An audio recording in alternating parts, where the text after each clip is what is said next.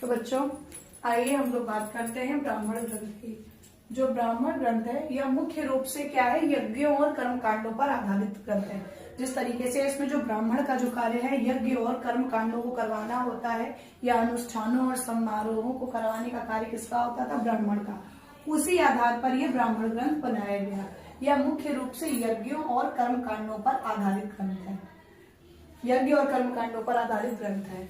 तो इसमें इसका कार्य क्या होता है, इस ग्रंथ का मुख्य कार्य उद्देश्य क्या था, अनुष्ठानों और समारोहों को विस्तार से समझाना, यह मुख्य कार्य था।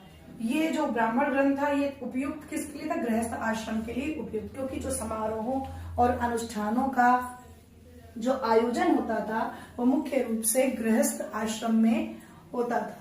इसलिए यह गृहस्थ आश्रमों के लिए उपयुक्त था, क्योंकि अनुष्ठानों और समारोहों को विस्तार से समझाने का कार्य गृहस्थ आश्रम में ही किया जाता था। अब आया आरण्य ग्रंथ। जो आरण्य ग्रंथ है, अरण्य का मतलब होता है वन। इसका जैसे कि इसका नाम है अरण्य ग्रंथ, इससे ही प्रदर्शित होता है क्योंकि इसका अर्थ वन है।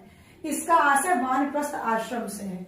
जो आपका ब्राह्मण ग्रंथ है इसका आशय गृहस्थ आश्रम से, और ये जो इसका आशय वानप्रस्थ से जो आरण्य ग्रंथ है इसमें क्या है, जो ब्राह्मण ग्रंथ में किए गए जो कर्म कांड और यज्ञ थे उनके आध्यात्मिक पहलुओं की व्याख्या करना, या आध्यात्मिक एक कोई भी तथ्य है या कोई भी वस्तु है उसका एक आध्यात्मिक कोई भी ग्रंथ या कोई भी, तो उसका एक जो है पहलू जो आपको दिखता है और एक उसका आध्यात्मिक पहलू होता है।